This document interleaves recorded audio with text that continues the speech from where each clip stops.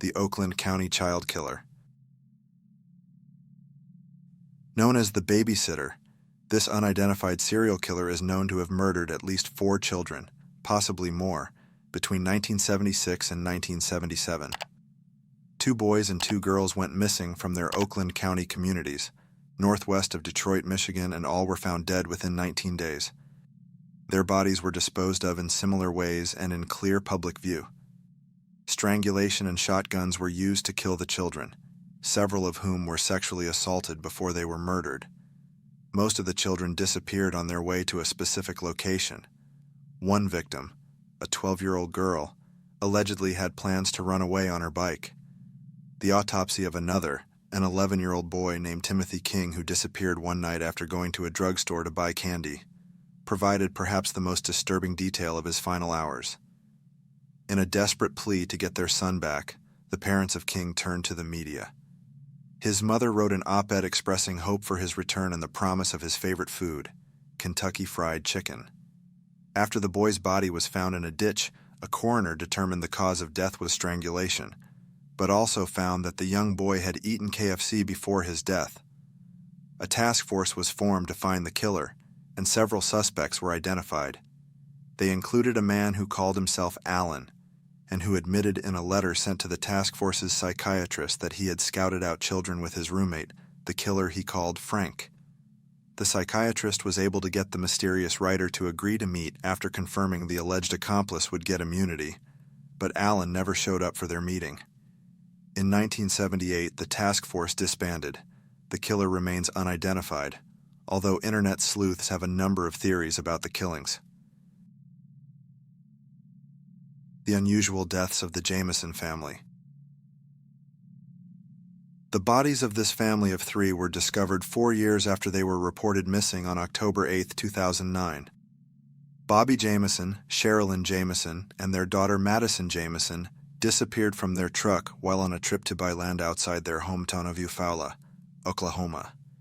In the days following their deaths, the family's truck was discovered by authorities, abandoned with their IDs, phonies, GPS system, and approximately $32,000 in cash.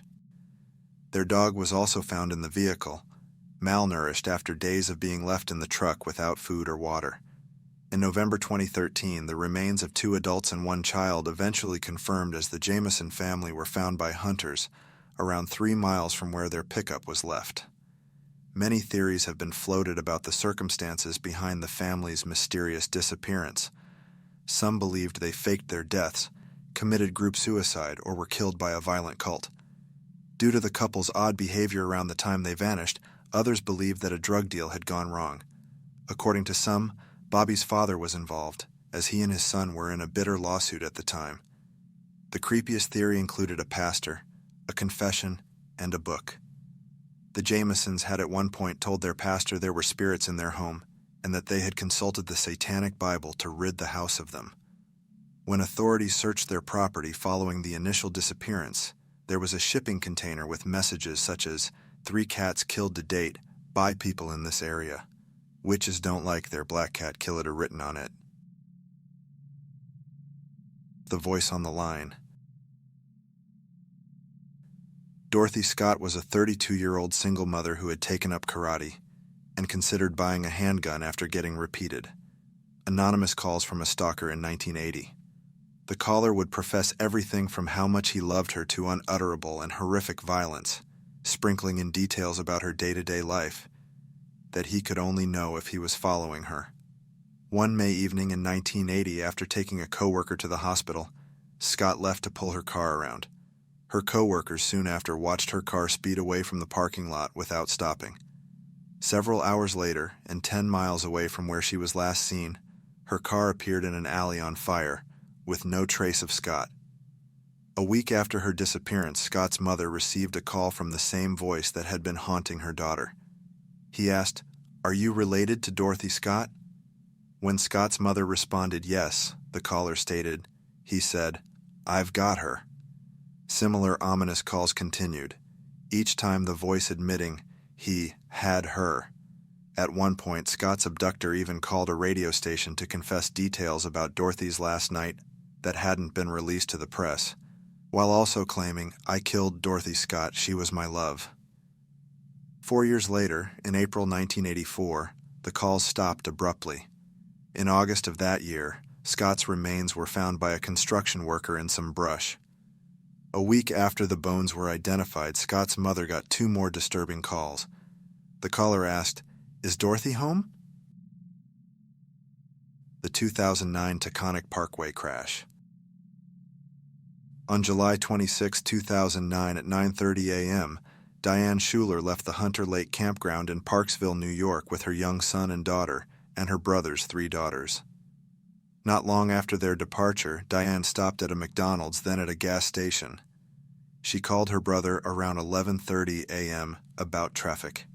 It was at this point that things took a terrifying turn. Approximately 10 to 15 minutes after hanging up, Diane pulled over. A witness later reported seeing Diane doubled over as if vomiting. By 1 p.m., Schuler's brother got another call, this time from his daughter, claiming Diane was struggling to see and speak.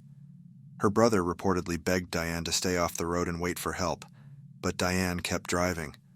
Around 1:30 p.m., Schuler's car, driving the wrong way down Taconic State Parkway, collided with a SUV. All 3 passengers in the other car were killed in the collision, while Schuler, her daughter, and 2 of her nieces also died. Schuler's son and her niece were rushed to hospitals, where the niece died later that day. Police were mystified as to why Schuler drove at 60 mph for 2 miles in the opposite direction, on the Taconic State Parkway. Also mystifying was the toxicology report, which found that Schuler had a blood alcohol level of 0.19, twice the legal limit, and traces of THC in her system.